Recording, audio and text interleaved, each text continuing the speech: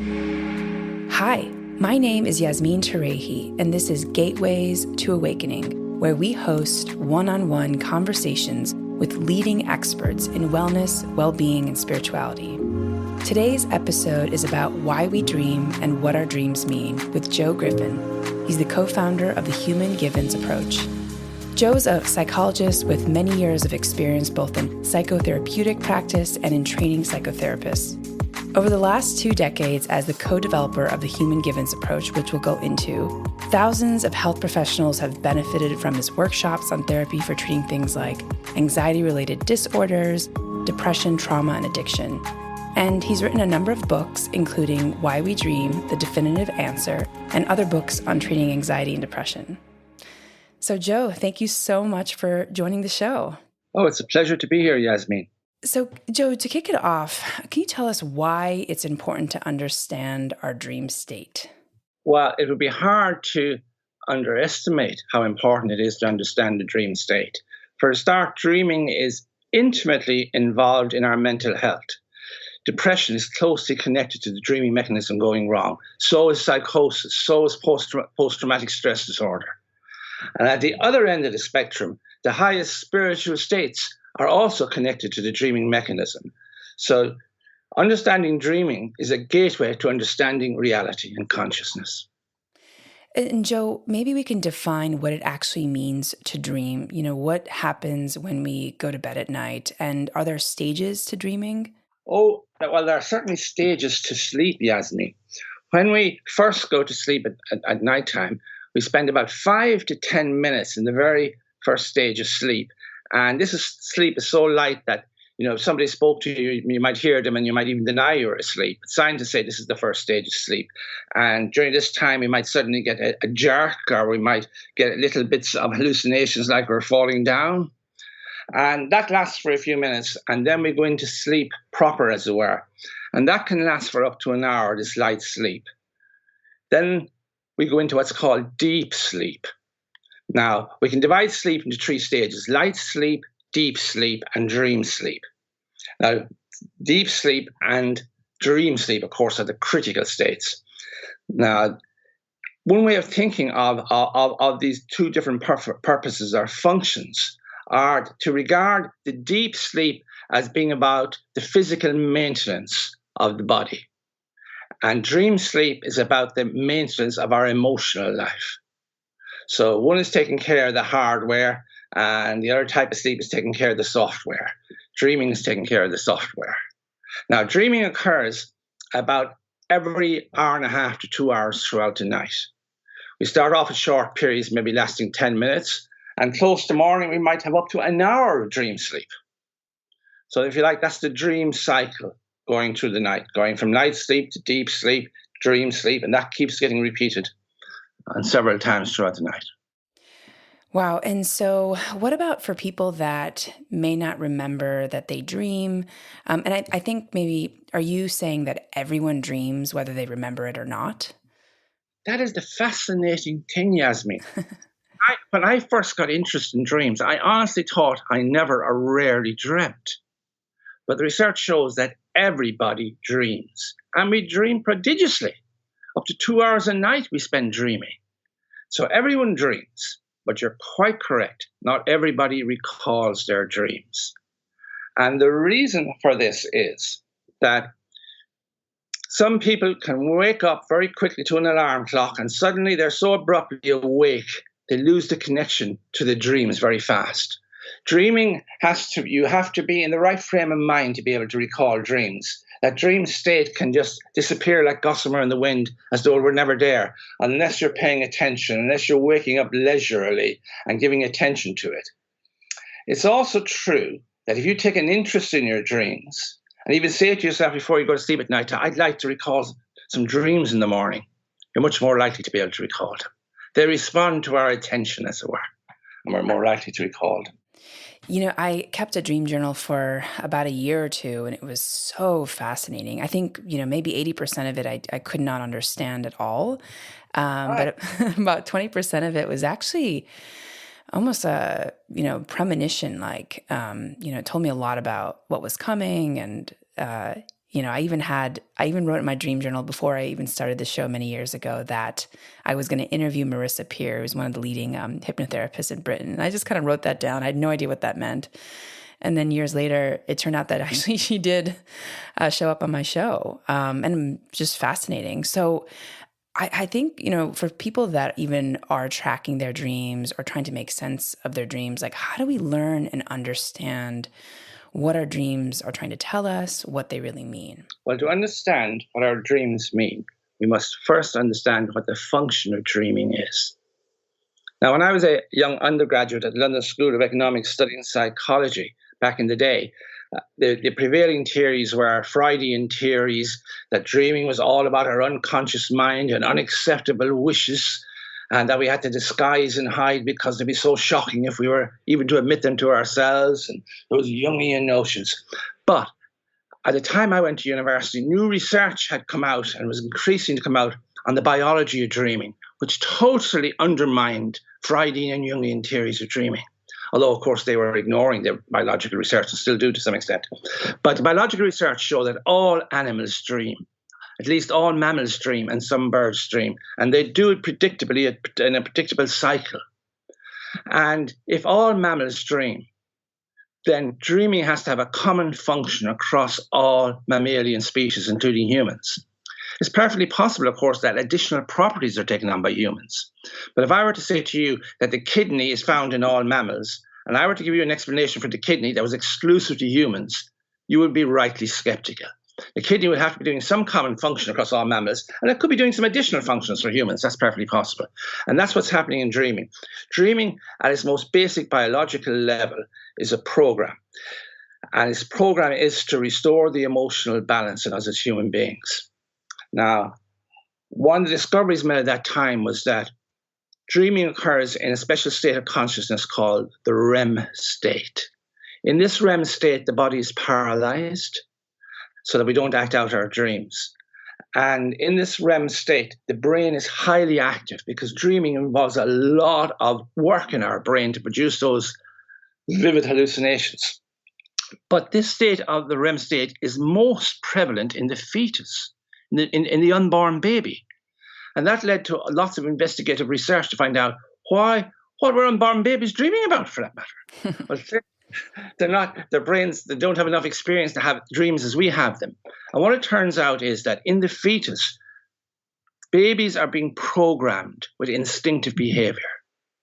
This was discovered because a man called Michel Jouvet was able to remove the paralysis in the REM state from cats when they went into the dream state, and found that they acted out instinctive behavior. They went hunting and went grooming and did the instinctive behaviors that cats do.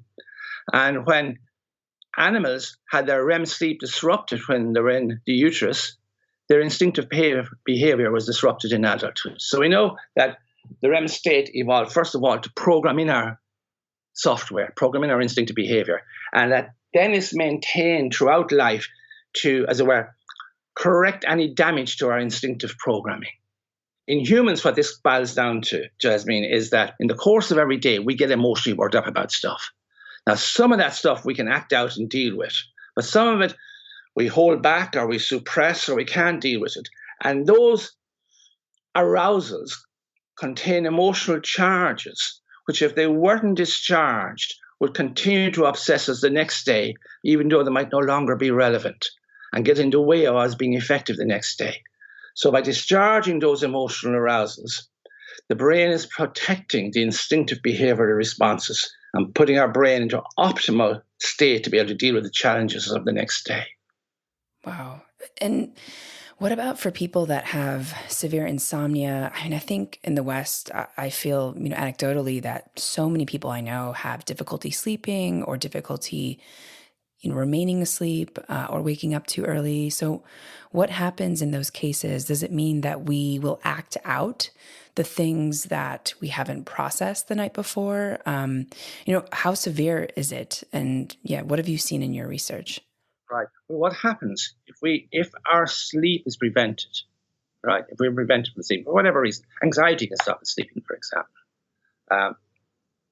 But if we prevent sleeping, what happens is, and the dreaming doesn't take place, what happens is that we are much more autonomically, as instinctively aroused the next day. All our appetites are less controlled, even our appetites for food.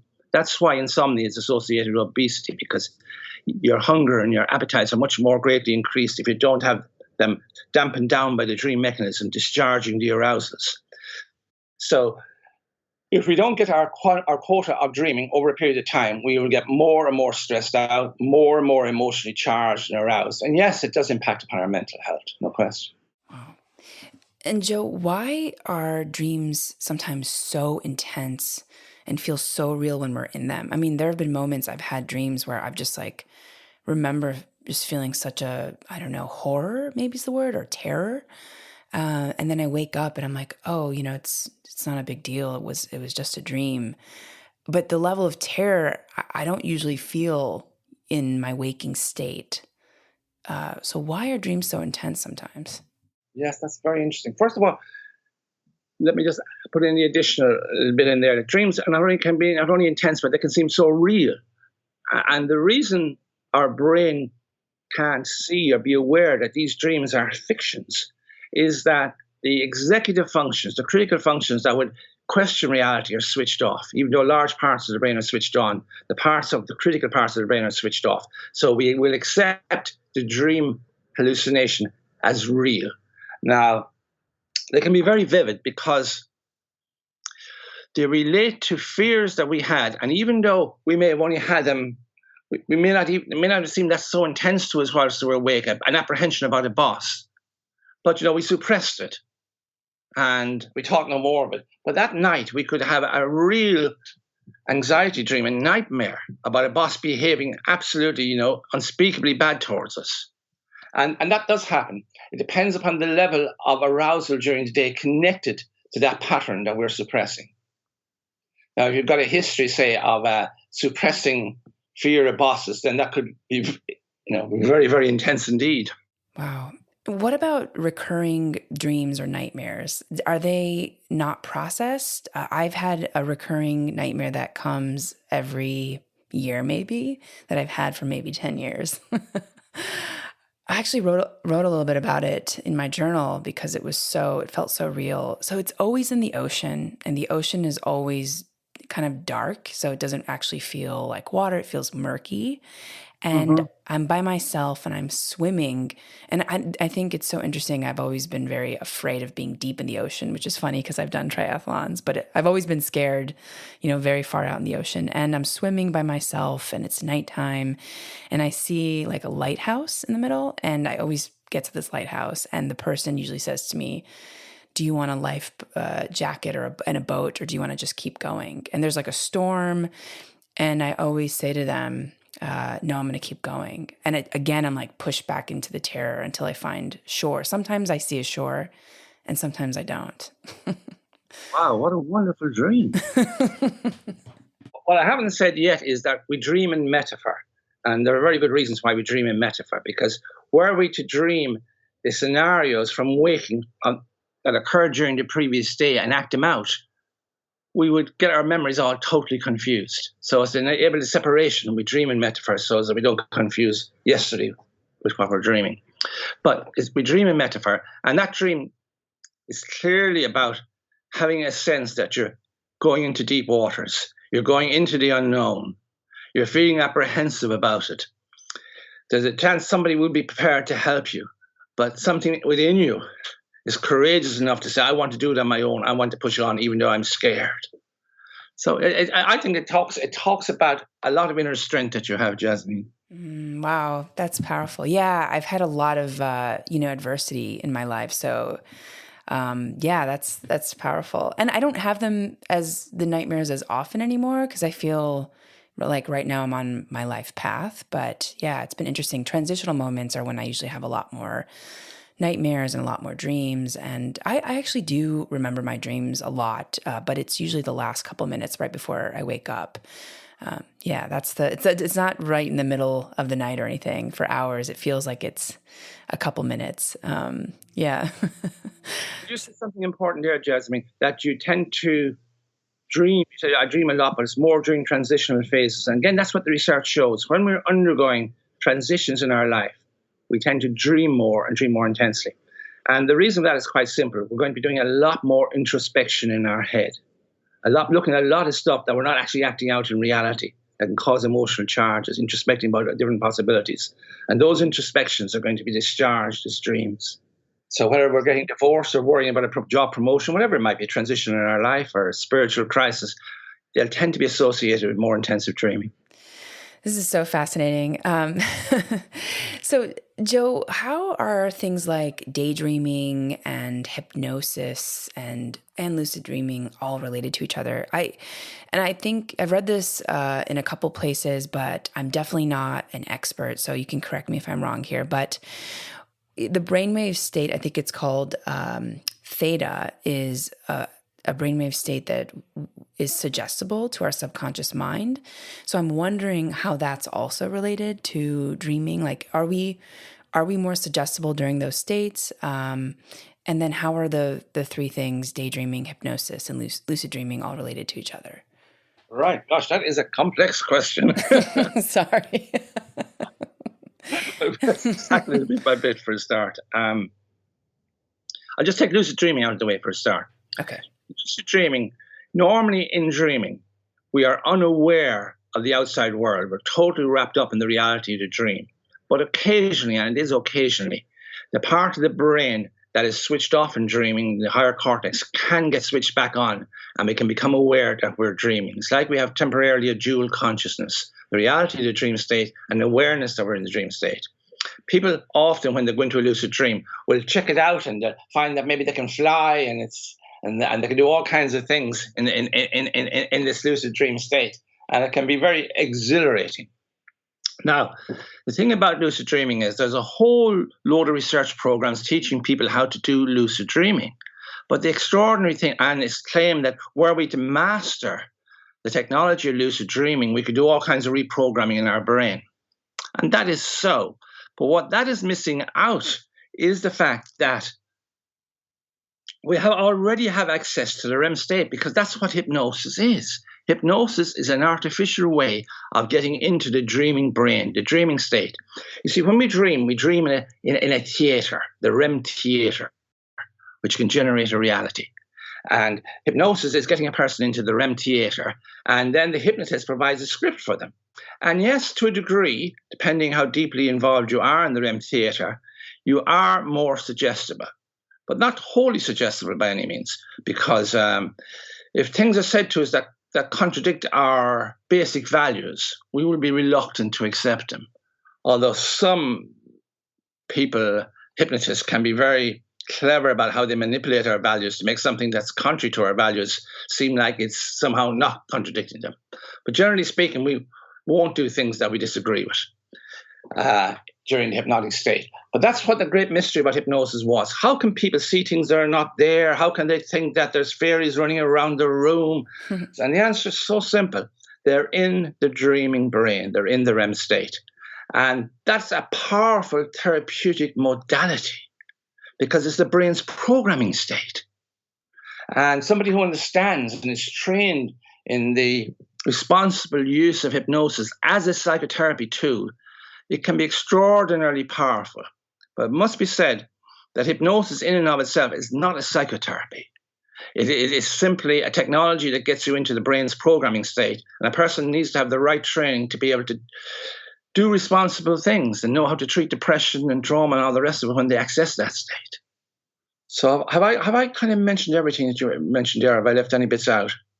Yes. I'm just taking it all in, because I think that, I've just been confused about the suggestible kind of pieces for where our brainwaves are at and what that means, right? Because I've also heard that right when we wake up and right before bed are also suggestible times for our subconscious mind. So we should be very Brilliant to say that, because just before when we go to bed, we slip into the REM. When I talk about that first stage of sleep, we're actually, for about 5 minutes, we slip into the REM state, and we can get the hallucinations going, and we can have tiny little short dreams about things we were thinking about just before we fell asleep. But because it's the REM state is the hypnotic state, we can be manipulated. People have been manipulated in prison and things when somebody sharing the prison with them knew how to put suggestions into their mind. Wow.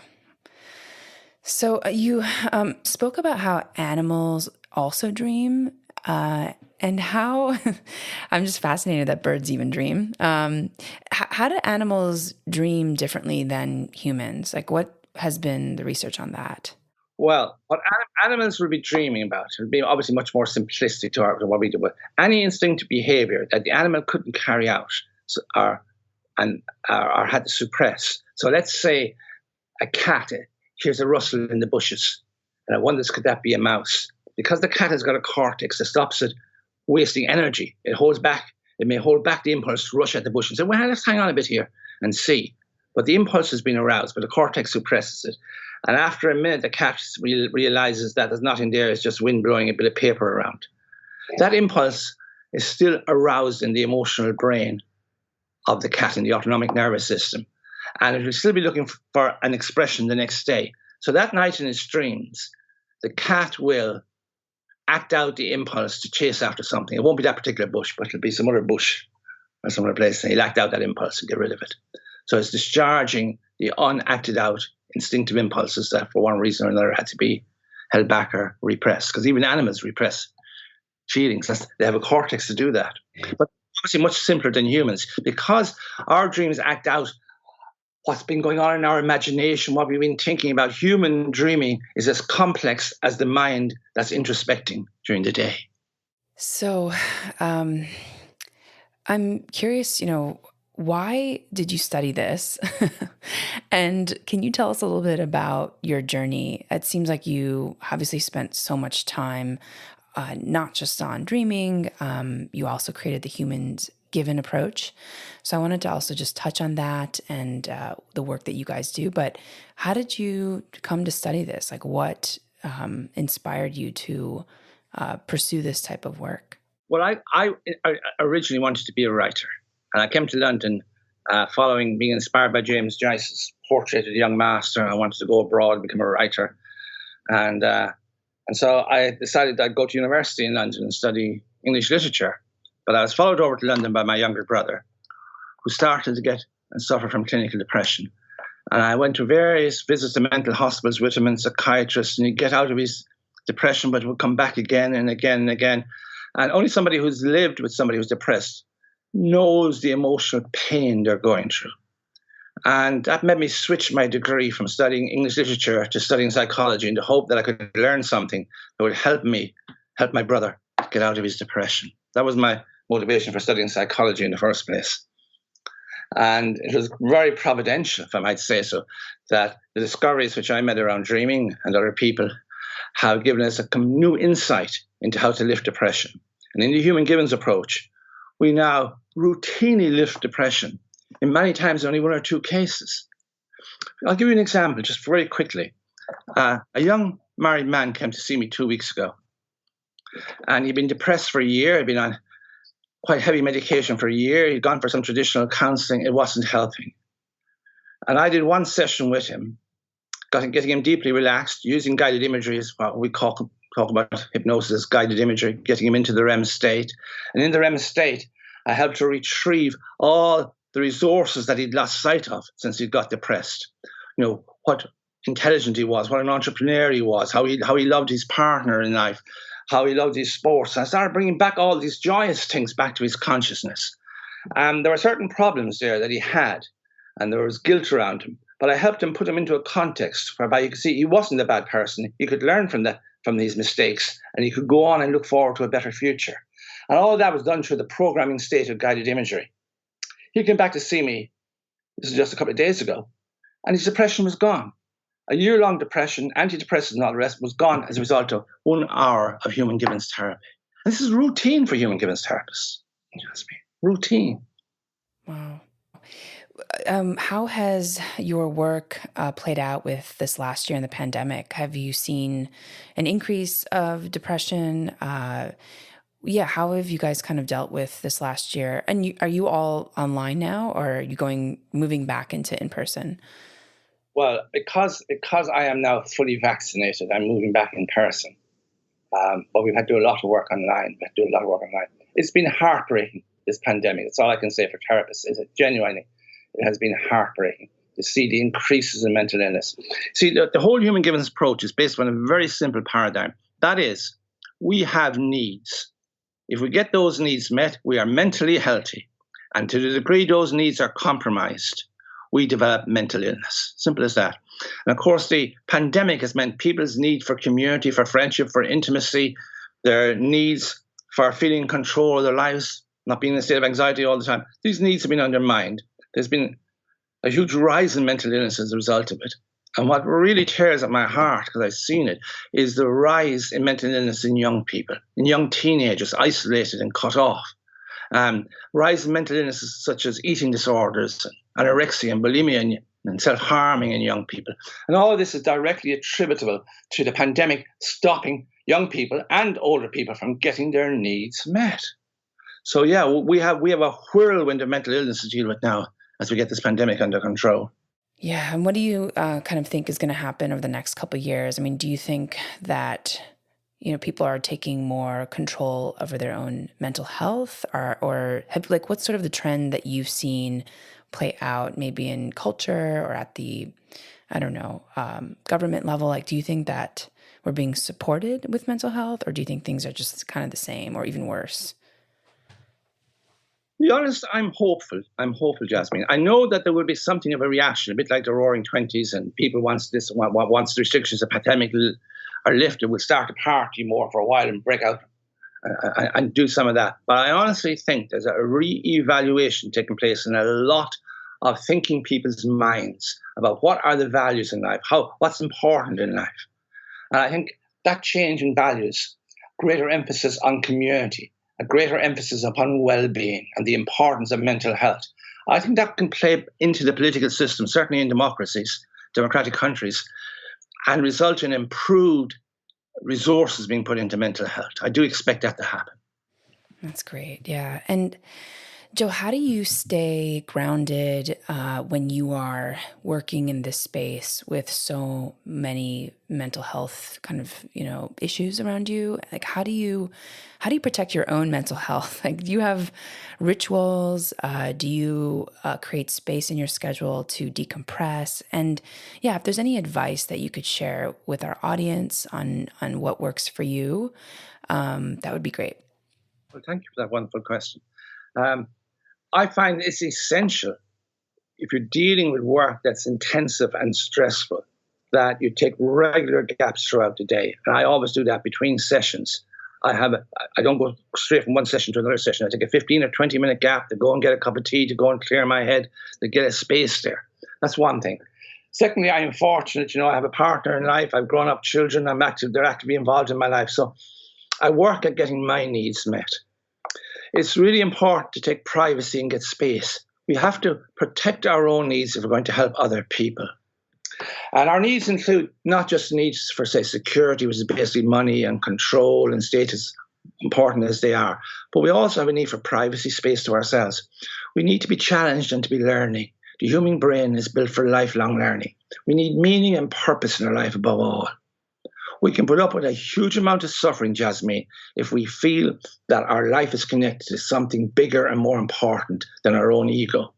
For me, that's the spiritual dimension in life that I very much committed to the certainty that our lives on this planet are purposeful and that we're here to help other people get their needs met. And doing that, we help ourselves.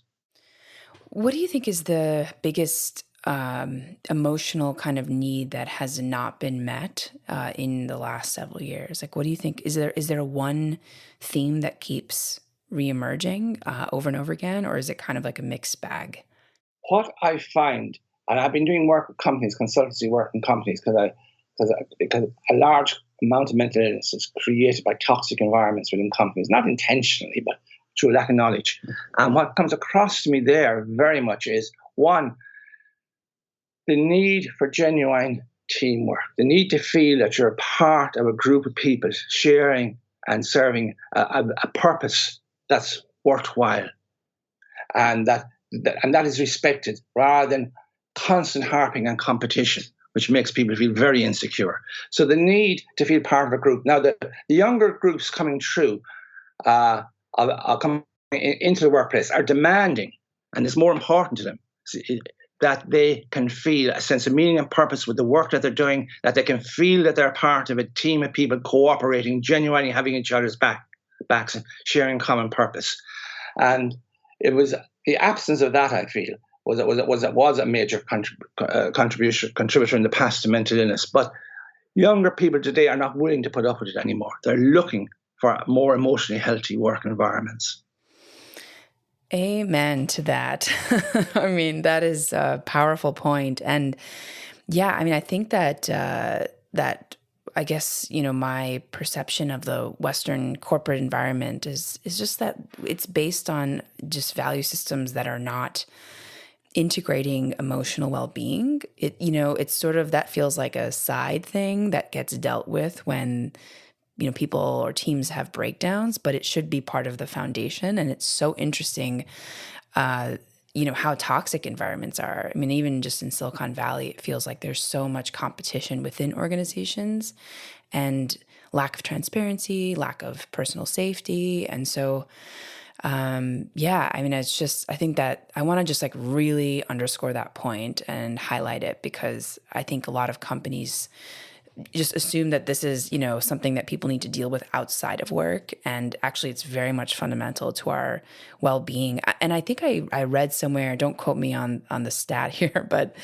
in a Gallup poll study, it was said that, people that don't feel acknowledged, or if there's a lack of transparency, which happens where sometimes a boss will not share what's actually happening with their employees, maybe out of fear of how to move forward, or I don't know, withholding information. And that seemed to be one of the most toxic work environments to have, where, you just feel like you're in the dark, because, people have an employee then has no control over how to move forward. And that contributed to a lot of sick days and emotional, instability, mental health issues. So it's so interesting how powerful our work environments can be on our mental health. Oh, extraordinary so. And what you're talking about there, that feeling of being excluded, as information is being kept back from you, is one of the most toxic feelings a human being can have. Because it's one of our most basic needs. We need to feel part of a team of people that we're jointly protecting each other.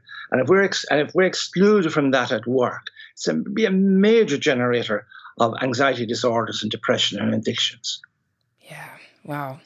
The other thing that companies can be missing out and organizations are missing out is that when we get people working together genuinely for a common purpose that people can genuinely take pride in, and working together and cooperatively to do that, you release a higher form of intelligence. You release team intelligence. And the research shows that is far better than any individual intelligence on its own. Team intelligence will outperform individual intelligence every time by a mile. And that's why we need to be getting team intelligence going. Right. So, and how do you train managers and companies to do this work? Is it a kind of a long journey? I imagine that every team is different, every company is different, because every person, comes to the table with a very different, I guess, orientation towards mental health and well-being and team building and connection. So, yeah, how do you, That you would think that for sure, Jasmine. But actually, when I go into a company and my colleagues go into a company or an organization, we ask them, what are your challenges? What are your difficulties? What are your problems? And they list them. And quite honestly, they're very similar lists from every organization, whether they're engineering companies or finance companies or food manufacturing companies. The same problems, problems of holding on to good people, the lack of motivation of staff, the problem of people not being interested in learning. And we write down the problems on a flip chart. And we say, well, what need could be missing there? Well, that person doesn't feel any sense of control in their life. Why do you think these people here are not identifying with the company? Do you think that they are being recognized by the company? Is their need for status not being met by the company? Do you have the skill of meeting your people reporting to you? Have you got the skill of validating their status when it's appropriate? Do you have the skill of giving control to people? Because in a healthy organization, control is pushed downwards to people at the cold face. In an unhealthy organization, control is pushed upwards and replaced by red tape. And so we teach them about that. If you want your problem solved, you want your bottom line to get better. You want to be a more profitable company. You got to release the talent and the intelligence of your workforce. And at the moment, you're not getting it because you're not allowing their needs to be met. You're not creating a culture wherein people are allowed to make decisions, where people are getting their status respected, where people feel that they're a part of a team and not on their own.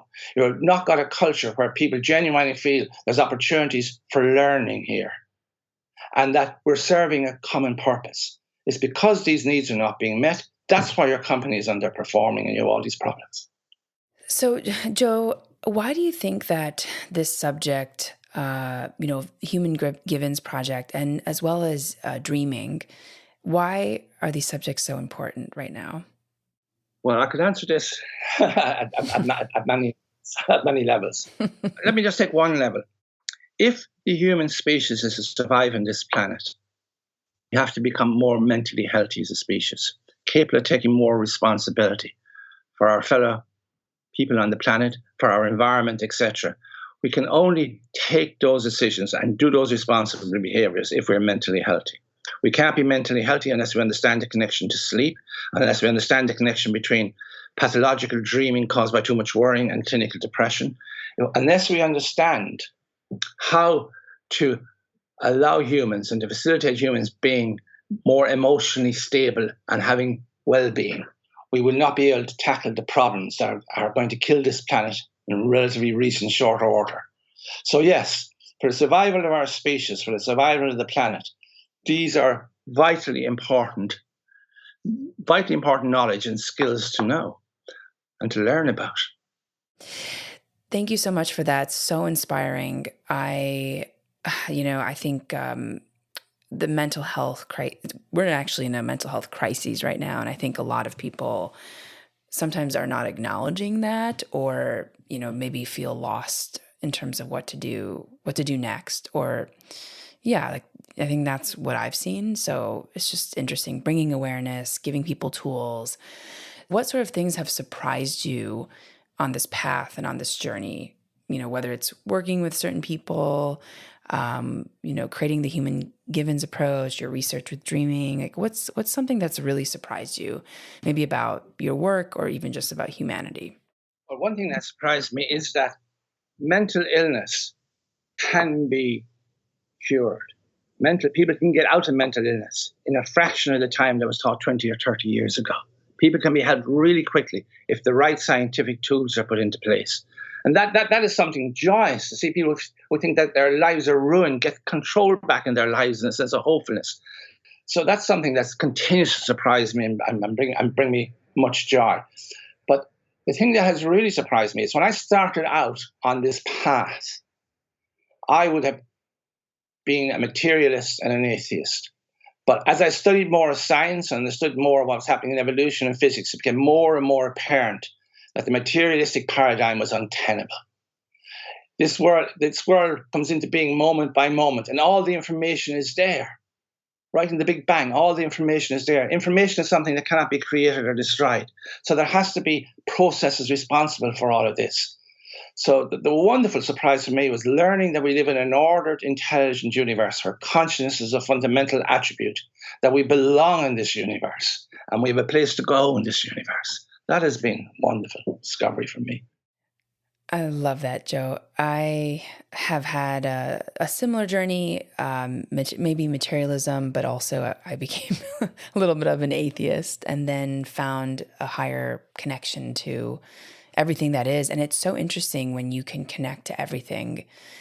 You don't have to take on so much. The weight of the world is not on you anymore. It just feels, I guess, like a lighter existence when you feel like you're connected to everyone and everything. So my life just profoundly changed. No matter where you are, no matter how dire your circumstances, you are not alone. Yes. Joe, what are some books or people that maybe inspired you on this path? Like, are there any heroes that you've had while you've been on this journey? Well, Abraham Maslow was the great positive psychologist that was around when I first started studying psychology. And he was looking for people's strengths. And he was also looking for the transcendent element in life and peak experiences. So I found him inspirational. And he helped me and I've in turn develop the whole concept of human givens and human needs. Dr. William Glasser as well in his reality therapy, although he stressed the idea if we could get certain needs met, and if we don't, mental illness will accrue. Now, it didn't work out a technology for removing the barriers to getting those needs met, but nonetheless, it was very inspirational for me. But on a more spiritual dimension, the people who have inspired me beyond a doubt have been Rumi the poet and his writings. The great Sufi master Ibn al-Arabi has been a huge inspiration to me.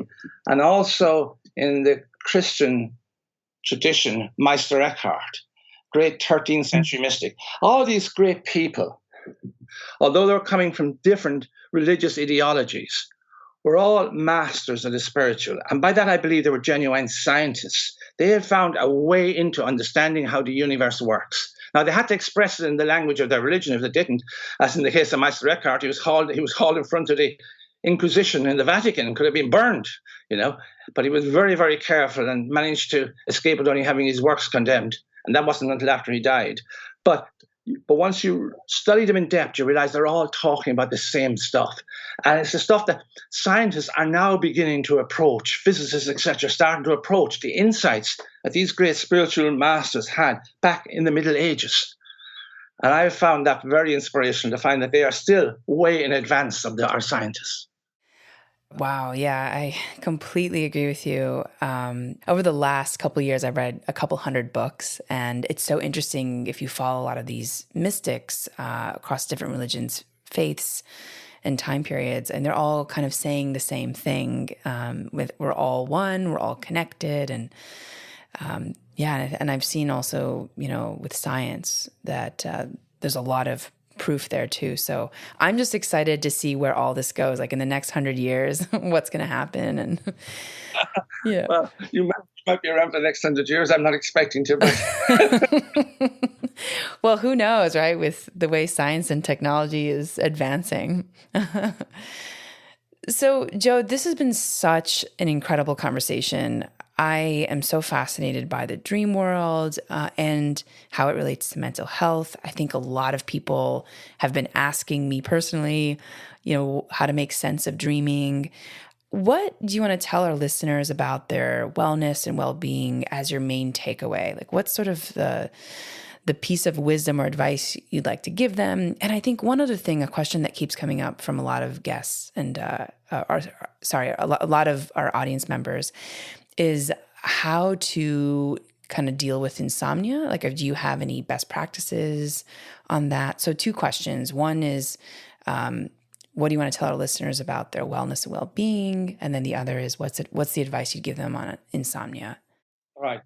Well, firstly, if you are interested in the ideas that we've explored here today, or you're interested in getting trainings, our college, the Human Givens College, has a wealth of online training courses that people view from all over the world, and that will give you knowledge and skills. And we also can access our books and whatnot and videos through Human Givens College. So just look it up, humangivenscollege.com. So that's one way to get further information. But regard to insomnia, we have to relax, we have to calm down. We have to do certain elementary things. Do not be working up before you go to sleep. You need a wind down period of about 2 hours before you go to bed. Don't take strong exercise before you go to bed because it charges the autonomic nervous system when it should be going into relaxation. A small amount of alcohol, assuming you're allowed alcohol in your world, can be conducive, but a large amount of alcohol causes disruption to sleep in the second half of the night. The insomnia, though, is resulting because you're not getting your needs met. Take a look. What are the needs you're not getting met? Are you feeling out of control? Are you worrying about your status? Are you worrying about security? Now, is it because your relationships are in difficulty? Identify the needs that are not being met, and then get some practical advice and help to address the need. And if you do that, your sleep will come back. Powerful, powerful. I love that so much, Joe. You're such an inspiration. And so we talked about Human Givens. We talked about your books, and you've written quite a few books. Can you point folks to where they can find you, where they can learn more about you, maybe the website of Human Givens Approach? Well, yes. Well, they can find out a lot about us at humangivens.com, or just Google search Human Givens College. If they want to contact me direct, just email me at joe@humanneeds.com. Joe@humanneeds.com. And if you want to find out about my work with companies, just look up our website, Human Needs, all one word. Amazing. And there's a wide range of books available that we have. I have a new book coming out in 2 months' time, because this might well be the last book that I'll write. It addresses the bigger, deeper philosophical questions of life. That book is going to be called Our Mystical Universe, The Journey Home. And that should be published in the next 8 weeks. It will be available on Amazon, of course, for those who might be interested. Amazing. Well, I'm definitely interested. I will absolutely be purchasing that. Amazing, Joe. Thank you so much for our time. I'm just inspired, and I just can't wait to listen to this again, frankly, and take some notes. So thank you for your time. Thank you so much, Yasmin. I really enjoyed talking with you. And for our audience, thanks for joining and for listening. In this episode, we learned about dream healing with Joe Griffin. Tune in to Gateways to Awakening, where we host one-on-one conversations with leading experts in wellness, well-being, and spirituality. Thanks again.